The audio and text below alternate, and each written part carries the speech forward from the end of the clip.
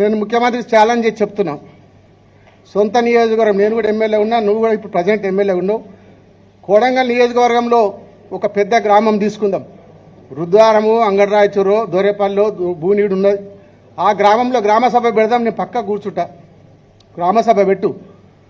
నీవు ఇచ్చిన పథకాలు ఏవేవి ఎవరెవరికి వచ్చినాయో నువ్వే గ్రామసభలు అడిగి తెలుసుకో.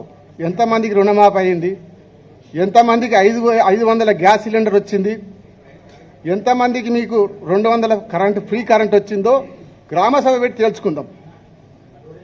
అప్పుడు నువ్వు 100% కాదు 50% గిట్ట నీ హామీలు అమలైతే బ్రహ్మాండంగా విజయోత్సవాలు చేసుకో. మేము కూడా మీ విజయోత్సవాల్లో పాల్గొంటాం. 50% అమలైతే ఛాలెంజ్ చేస్తున్నారు రేవంత్ రెడ్డి. దీన్ని ఛాలెంజ్ సవాల్ తీసుకో.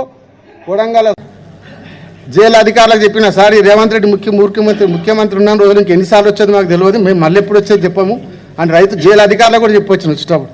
కాబట్టి ఎన్ని కేసులు పెట్టినా భయపడం. కొడంగల్ నుంచే రేవంత్ రెడ్డి పతనం స్టార్ట్ చేస్తా.